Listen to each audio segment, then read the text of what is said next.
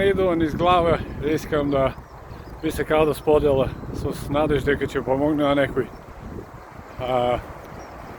Што значи да се биде маж?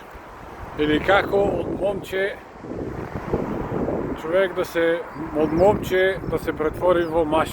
Тоа е да созрее на нивото што треба да созрее. На мене што многу лично ми помогна се некој од што сакам да ги споделам со надеж, па викам дека ќе надеваме се дека ќе помогнете на некој друг. Пошто треба ни помош, треба ни менторство, треба ни водич од време на време по животот, секој од нас. Не е срамно да попита човек, не е срамно да ќе се побара таква помош, а не е срамно да се сподели доколку некој знае. Сите поминуваме с тие фази и мораме като мажи да ги помине тие фази, да се тога и в дадени моменти да се запрашаме самите себе и се поставим прашањето дали сум доволно маж. Кога еден маж не е доволно маж, значи не идува често не идува на проблеми во животот поради тоа што не е созреан доволно. И не само несозреаност, со тоа си носи несозреаност, си носи и одлуки, секојдневни верувања, мислења, избори што ги правиме, значи на секојдневни бази. Тоест од самата храна, од самото тоа на сабајле кога стане до вечер дека си легнеме, сите тие избори, навики, размислувања, верувања и менталитети што ги носиме со себе. Сето тоа е дел од тебе. Ти кој си како карактер, кој си како личност. Значи, краток пакт нема, кратенка нема. Значи, мора да се најде, како да кажеме, да се прифати, не да се најде, се прифати фактот дека тоа е долг процес кој зима време и треба човек да биде спремен на тоа што од почеток, да свати дека треба да има многу трпение. Што од настрана, од друга страна, тоа не прави мажи, дел од карактеристиките е трпението за еден даден гол или цел или успех да се стигне до таа цел. Мене лично што ми помогна како прво и основно е тоа да се држи маж до зборот. Да се држи до својот збор, значи без разлика што ќе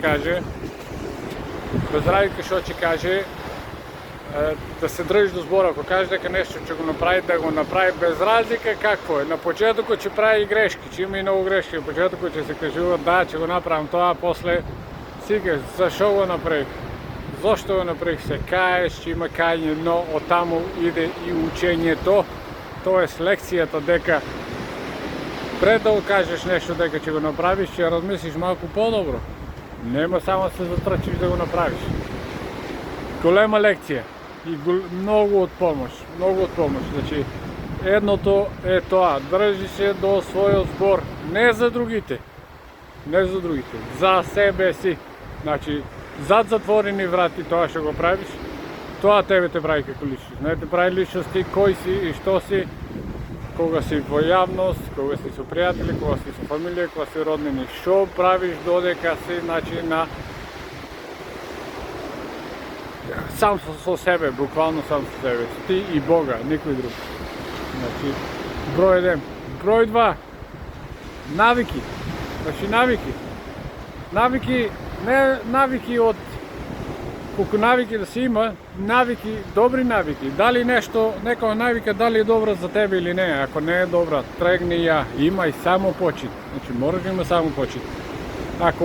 Ако пиеш, ако пушиш, не е само тоа, некои било други пороци, какви да биат или штетни навики, отргни ги, ќе те направи посилен, значи, оттамо ќе се подигне и самата самодоврба кај човек, самопочит кај човек и значи, самото тоа е како карактер, како личност, ќе те направи посилен со тек на време, што е исто дел од карактеристиките и дел од начините да се постане маж од момче. Друго е, значи, научи се да бидеш сам, не да бидеш сам, да бидеш во самотија, макар и самотијата не е лоша, во самотијата се зближуваме до Бога и до себе си, вистинските ние кои сме, но научи се сам да си ги решаваш проблемите, научи се сам да ги поминуваш тешките моменти без да пружиш или без да посегнеш помош од друг.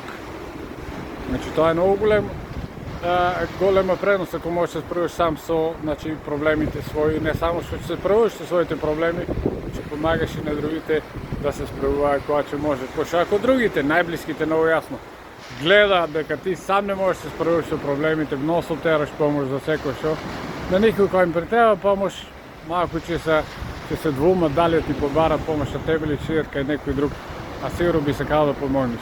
Зошто да не би помогнал? Тоа е, едно. Друго, види, мора да се вежба. Мора да вежбаш. Ако немаш физичка работа активна цел ден, вежбањето е не за друго, мускулите како зајакнува, така и умот зајакнува, така и силата зајакнува, така духот зајакнува, се зајакнува. Јади здрава храна, јади чиста храна, сурова храна, тоест едноставна храна, непреработена храна, не брза храна.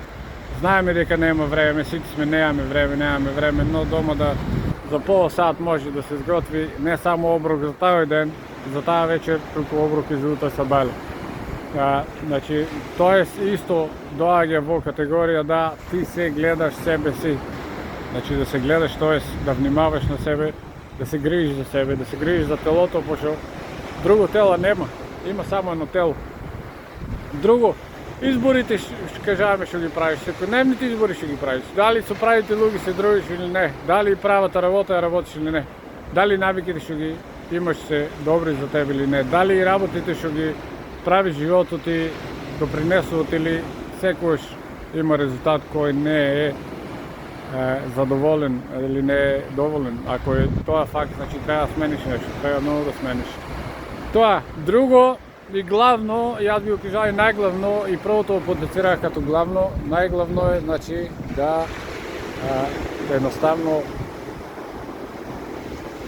едноставно би го јас раскажал на друг начин. Кога те питаа што маш искаш да си,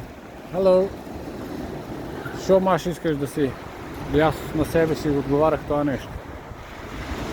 Биди мажот или биди таткото, родителот, не мора таткото, родителот на себе си што би сакал да бидеш или да го имаш. Многу јасно, зависи од изборот. Затоа се поврзано. Менталитетот што го имаш, изборите, желбите што ги имаш, тоа што веруваш дека има вредност и тоа што треба да биде. И, биди таткото или родителот што секојаш си сакал да го имаш. И не биди толку очен, имај малку интегритет. Бирај што е добро за тебе. Макар кога дојде во прашање со жени, ако нешто не е за тебе, не е за тебе. Продолжи натаму, не е крај на светот. Има милиарди. Исто како и за жените има мажи. Правиме од машка перспектива. Не се толку секирај, не е толку очено и да умреш сам, не е ни толку страшно, пошто на тој како милениумски го гледаме, универзално го гледаме, како универзум цел, како свет голем, како милиони години што постои, милијадници години, јас и ти сме само една фрактура, едно влакно. Ништо. Дури обновливо влакно, не влакно што паѓа и не се обновливо влакно. Така да, големо чудо. Тоа е, гледај да се фокусираш на себе, да правиш ти тоа што треба, што е добро за тебе. Другото остави го на страна. Имај малку самопочет, имај малку интегритет, имај малку самодоверба, имај вредност за себе си давај. Ако нешто не е за тебе, не е за тебе. Продолжуваш натаму животот и готово. Тие, работи треба да се... И тоа сите треба тие работи да се подредени, да се стават под линија. Не може сите да бидат раштрака. Мораш да имаш еден целокупен план, една целокупна рамка за себе си изградена во која рамка ти живееш. И работиш на тоа секојдневно, се поправиш и да бидеш мажот што треба да бидеш. Прераснувањето од момче во маше, тие некои чекори се за да се стигне до тоа нешто. И секојдневна работа не е како сега маш си постанали готово. Не, секојдневна работа е. Постојано мора да се наградуваш, постојано мора да наоѓаш ресурси, материјали кои ќе те подобрат себе си и И штилувај ги верувањето свој, штилувај го менталитетот свој секојдневно. Ако гледаш дека некој менталитет, некој верување не ти се од бенефит и гледаш дека те водат во погрешни правци, застани, смени ги. Возо, значи знаеш кога, ето исто како се качиш на воз, една аналогија, качиш се на воз и заборавиш да следиш на станицата што треба да следиш. Што подалеку одиш на тој воз, што подолго останеш на возот, по-скапо ќе биде да се вратиш назад. Значи така и в животот. Ако видиш дека нешто не бива, не е окей, не иде во правец кој што би сакал да иде, не само правец, гледаш дека те носи негде кај што те кошта многу да се вратиш назад, значи застани, најди го другиот правец, најди го другиот воз и продолжи натаму. Еден голем поздрав од наша убава Британија, од наша убав Велс. Преубаво, значи преубави места, преубави луѓе, преубав ден, преубаво се. Надевам се дека ова видео ќе помогне на некој, само со таа надеж го снимам. Ако помогне, оставите коментар, ако имате вие некоја идеја, некој совет за некој друг брат наш, на истата тема би му помогнало вашето мислење, вашето коментар, слободно да стоите. Поздрав! Чао!